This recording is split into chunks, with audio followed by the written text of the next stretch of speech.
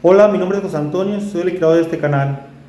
Primero hay que aclarar el error que dicen algunos, que la iglesia es uno mismo, y suelen decir, yo soy la iglesia. Esto lo dicen por una mala interpretación bíblica de este pasaje. Primera carta a los Corintios, capítulo 6, versículo 19. ¿No saben que su cuerpo es templo del Espíritu Santo que han recibido de Dios y está en ustedes? Ya no se pertenecen a sí mismos. En este pasaje solo nos dice que nuestro cuerpo es templo del Espíritu Santo. Es debido al que al ser bautizados recibimos el Espíritu Santo, habitándole en nosotros. Mas una cosa es que nosotros seamos templo del Espíritu Santo y otra cosa es la iglesia. La iglesia no la conforma una sola persona, la iglesia la conforma un grupo de personas. A lo que lo correcto es decir yo soy parte de la iglesia y no decir yo soy la iglesia. Esto lo explica la Biblia en una analogía, quedando en el lenguaje bíblico la iglesia como un cuerpo, donde Cristo es la cabeza de la iglesia. Carta a los Efesios capítulo 1, versículos 22 y 23. Dios colocó todo bajo sus pies y lo constituyó cabeza de la iglesia. Ella es su cuerpo y en ella despliega su plenitud, el que lo llena todo en todos. Y todos los que pertenecen a la iglesia de Cristo son parte de ella, como miembros de un mismo cuerpo. Primer carta a los Corintios capítulo 12, versos 12 y 13.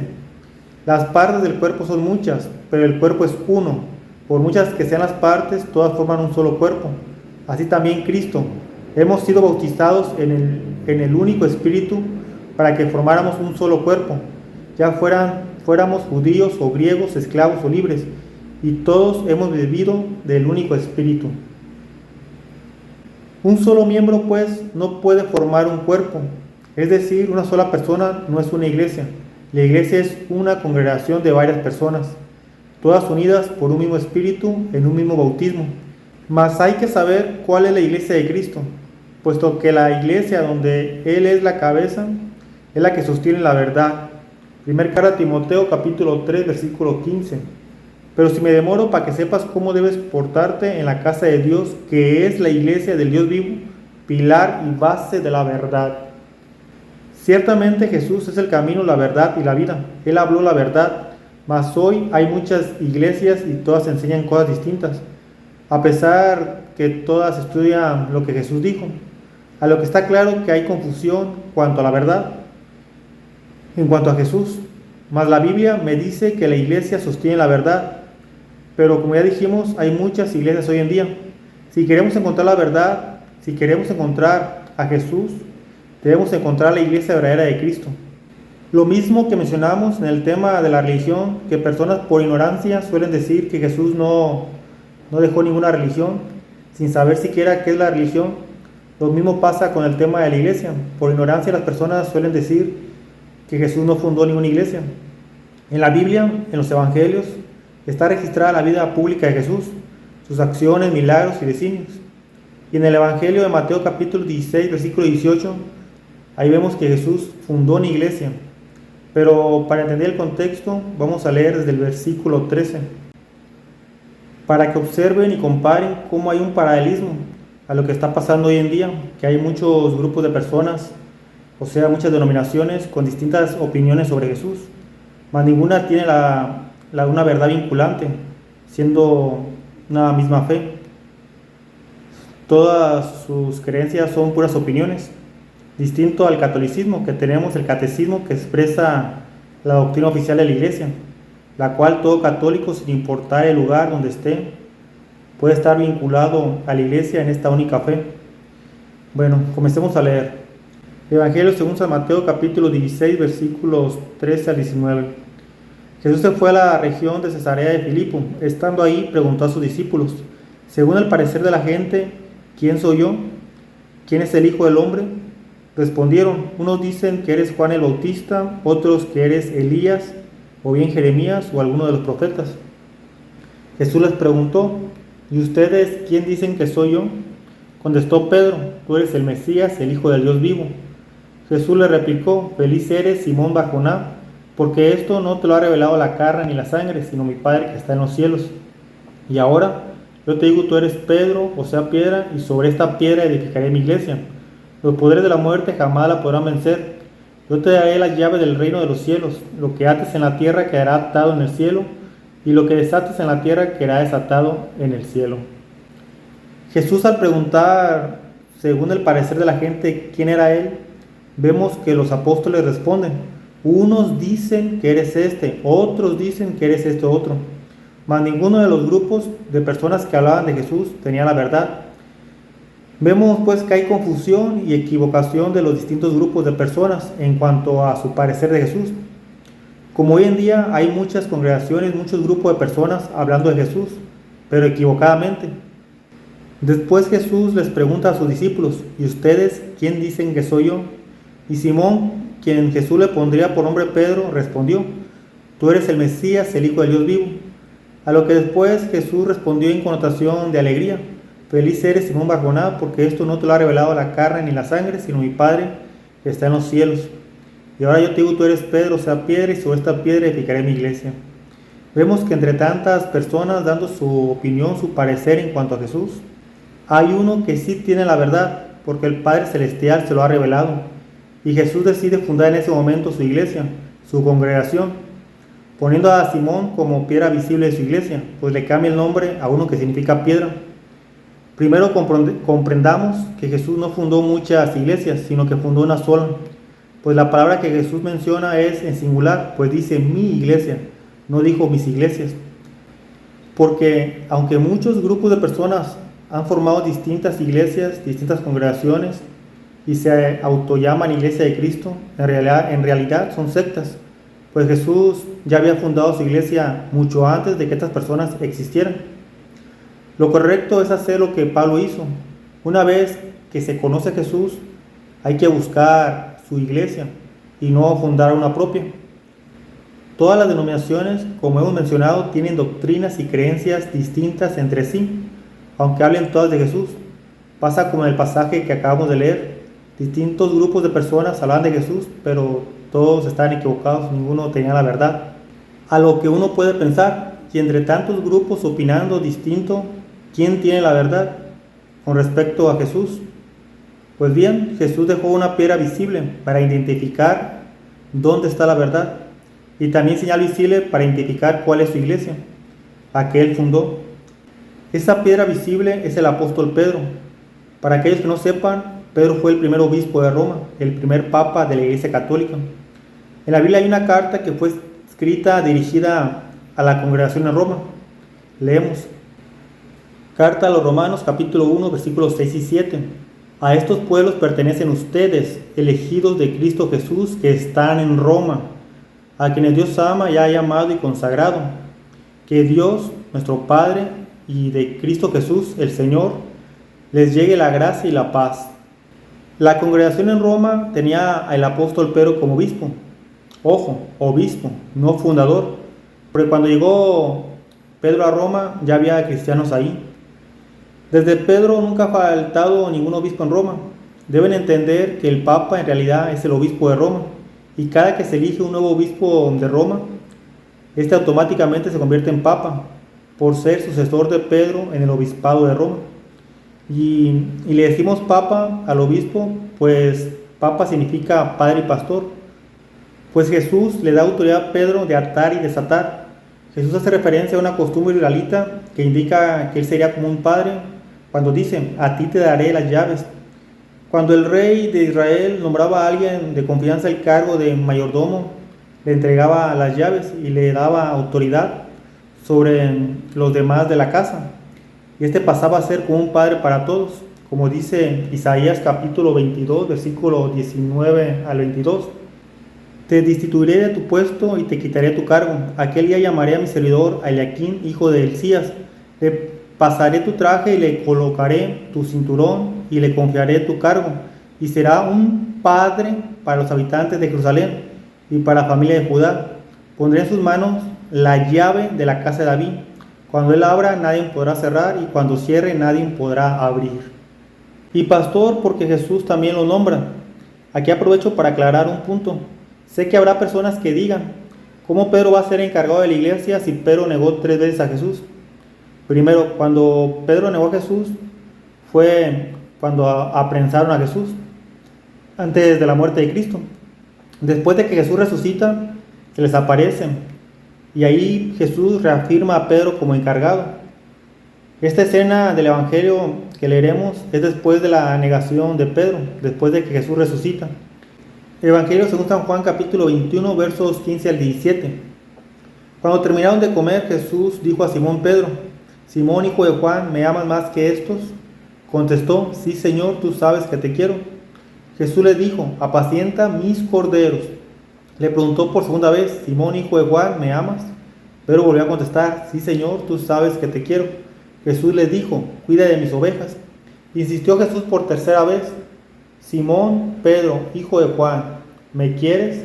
Pedro se puso triste al ver que Jesús le preguntaba por tercera vez si lo quería, y le contestó: Señor, tú lo sabes todo, tú sabes que te quiero. Entonces Jesús le dijo: apacienta mis ovejas. Vemos cómo Jesús por 3 veces en estos versículos nombra a Pedro pastor de sus ovejas, pastor de sus corderos. Y aunque Pedro lo negó, Jesús no cambió su parecer y lo reivindicó, tanto que Pedro murió como mártir por amor a Jesús. En Pedro es reconocido el rebaño de Cristo. Las ovejas de Jesús son reconocidas en Pedro como pastor. Pedro es quien pastorea las ovejas de Cristo. Son pueblos cristianos, la iglesia de Cristo, reconocida en Pedro como pastor. Y aunque hoy existen muchas iglesias, muchos rebaños, tales no son de Cristo, pues el rebaño de Cristo lo pastorea Pedro. Ciertamente Jesús tiene otras ovejas que no son de este rebaño, mas Él solo tiene un rebaño, una sola iglesia. Y el querer de Dios es que todas sus ovejas estén en su rebaño, no en otros. El querer de Dios es una iglesia bajo un solo pastor. Evangelio según San Juan capítulo 10 versículo 16. Tengo otras ovejas que no son de este corral. A esas también las llevaré, escucharán mi voz y habrá un solo rebaño con un solo pastor. Es importante también aclarar que hay quienes dicen que Jesús no fundó la iglesia en Pedro, sino en su testimonio, y que todos los que reconozcan como Pedro que Jesús es el Hijo de Dios son ya parte de la iglesia. Dicen pues algunos que Jesús no fundó la iglesia en Pedro, sino en su confesión. Hermanos, no se engañen. Si Jesús hubiera fundado la iglesia en su confesión y no en Pedro, primeramente, ¿para qué le cambió el nombre a Simón y le puso Pedro? Segundo, si Jesús dijo: sobre esta piedra edificaré mi iglesia, fue por el hecho que previamente le había puesto el nombre de Pedro. Y tercero, solo hubiera bastado que Jesús dijera: edificaré mi iglesia, mas para que quedara claro que la fundó en Pedro, le da autoridad diciendo: a ti te daré las llaves del reino de los cielos. Estas palabras son muy importantes, pues los católicos decimos que vivir el cristianismo según la fe de la doctrina católica es garantía de salvación, pues la iglesia católica, la que tiene a Pedro como dirigente, ha recibido las llaves del reino de los cielos por parte de Jesús mismo en persona. Ahora, alguien puede decir: pero en la Biblia en ninguna parte dice que la iglesia se llame católica, o que la iglesia que menciona la Biblia sea la iglesia católica.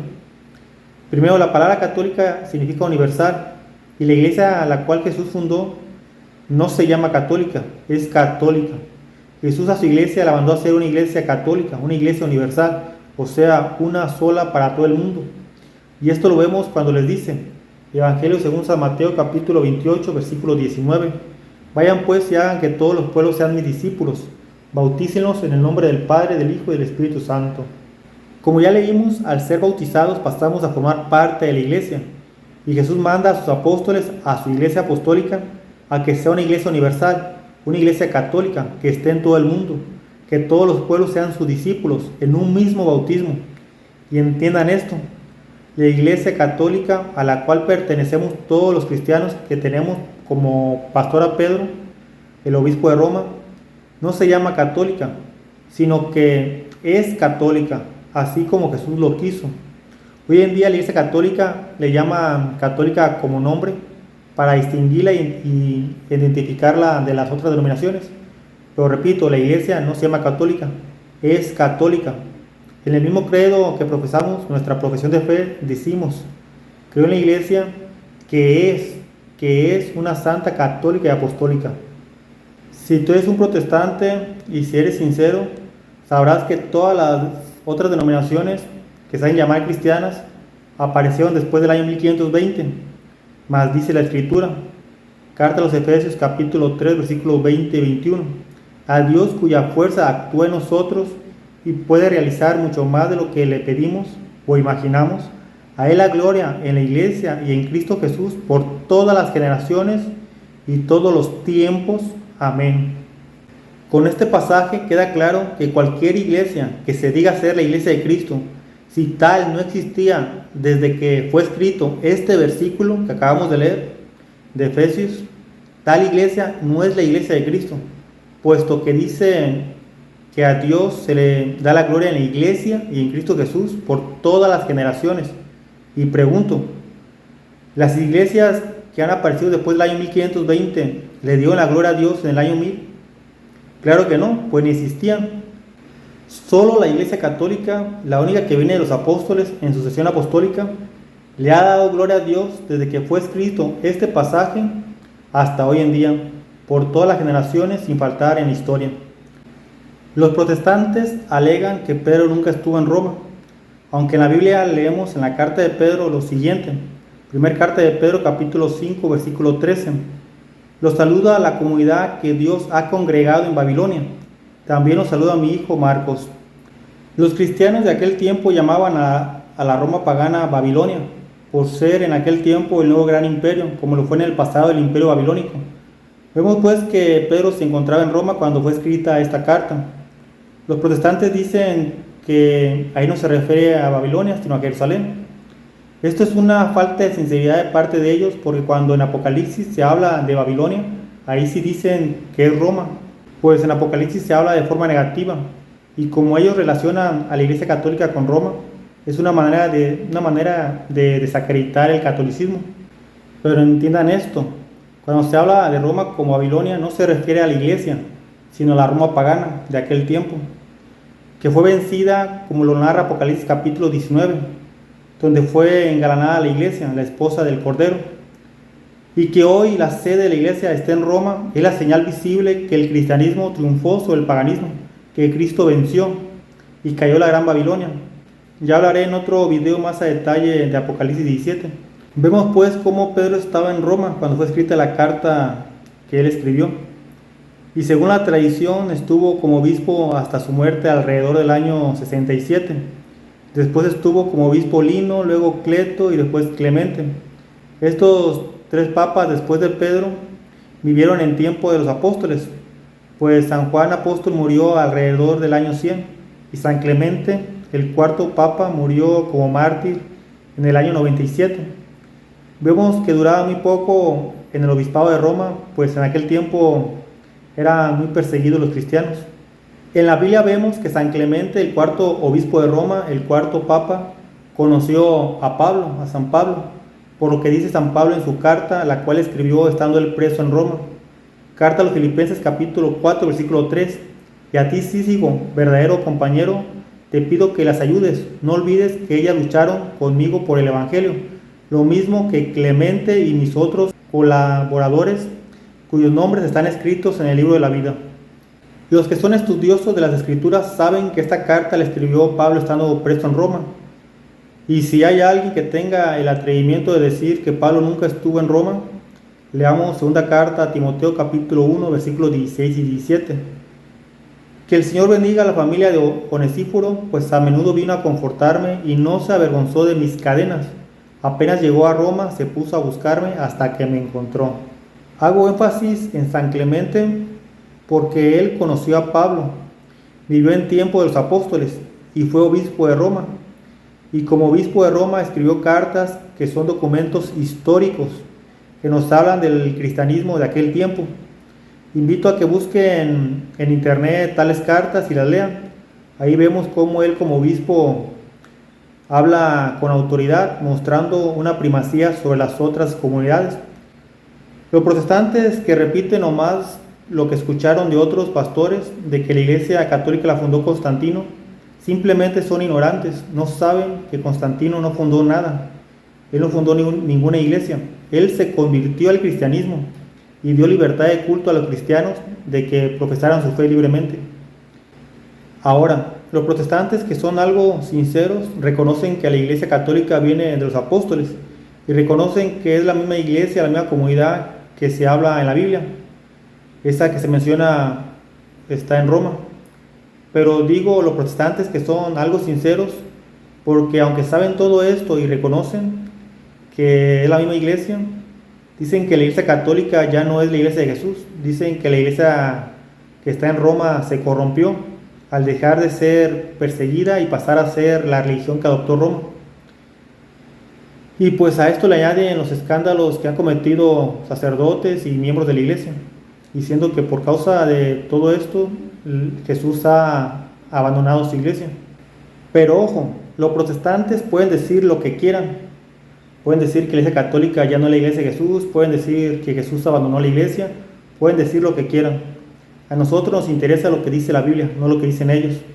No porque existan malos católicos quiere decir que la iglesia católica será abandonada por Jesús, ni tampoco quiere decir que Jesús la va a desamparar o que ésta va a dejar de existir. Pues Jesús dijo, como ya leímos en Mateo 16-18, los poderes de la muerte jamás la podrán vencer, ni los que la atacan, entre paréntesis, protestantes, ateos, feministas, masones, comunistas, etc. Ni la podrán destruir siquiera la negligencia de malos dirigentes o escándalos de malos católicos. Y Jesús jamás la va a abandonar, pues Él dijo a sus discípulos, a su iglesia que inició con sus apóstoles, yo estoy con ustedes todos los días hasta el fin de la historia.